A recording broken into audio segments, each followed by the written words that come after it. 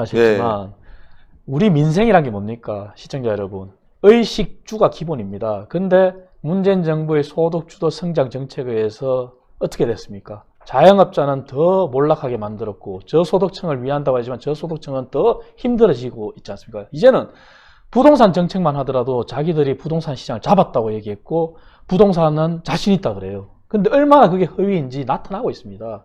문재인 정부 들어와서 2년 반 동안 부동산 정책만 하더라도 17번, 17회나 발표했어요. 그리고 가장 강력한 부동산 정책이라고 발표한 게 작년에 9.13 대책이었습니다. 그런데 시장은 어떻게 됐습니까? 양극화가 되고 있습니다.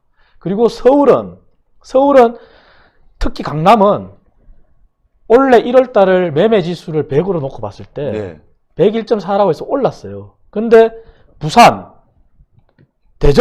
대전에 일부 올랐지만 부산, 울산, 그 다음 강원, 충북, 충남, 전북, 경남 이들 지역은요. 원래 1월 달보다 부동산이 매매 가격이 엄청나게 하락했습니다. 근데 그들 지역이 어떻습니까? 문재인 정부의 잘못된 경제정책으로 산업이 망해간 지역들입니다. 그래서 부동산이 직격탄을 맞고 있고 그런데 지방 분권하자는 이 정부가 또다시 신도시라는 말도 안 되는 정책을 내세우고 있고 그러면서 집값을 잡는다고 하는데 허구입니다. 허구죠. 한국감정원에서 발표한 것도 문재인 정부 출범 이후에 서울 지역 아파트 가격이 무려 11%나 올랐습니다. 그런데 어떻게 부동산 시장을 잡았다고 할 수 있냐 이거죠. 그러니까요. 문재인 정부의 부동산 정책은 그야말로 대출 규제 그리고 세금 폭탄. 그런데 세금 폭탄은 어떻게 됩니까? 가진 사람은 세금을 전가한다는 게 여실히 때까지 나타났지 않습니까? 그렇죠. 그래서 오히려 세입자들한테 더 불이익을 주는 그러한 정책을 폈고 그리고 교육정책 어떻습니까? 부동산 가격이 오르는 거는 교육정책과 결부되어 있다는 거는 수많은 연구, 경제학자들, 교육학자들에 나타나 있어요. 그래서 우리가 소위 말해서 교육 인프라가 잘 된 곳에 사람들이 쫓아간다고 해서 발에 의한 투표라고 해서 경제학의 용어도 있습니다. 그래서 나타나는 게 결국은 강남의 상황인데 교육정책도 자신들이 만들었던 그러한 외고, 자사고 이러한 모든 부분들을 다 없애겠다?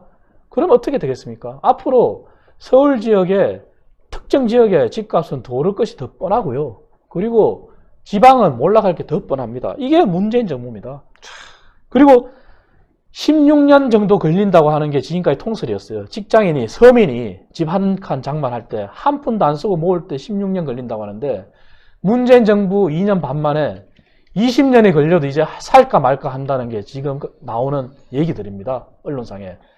그런데도 문재인 정부는 시장에 충실하지 않은 수요와 공급의 원리도 무시하는 그러한 부동산 정책을 펴면서 부동산 시장을 잡았다?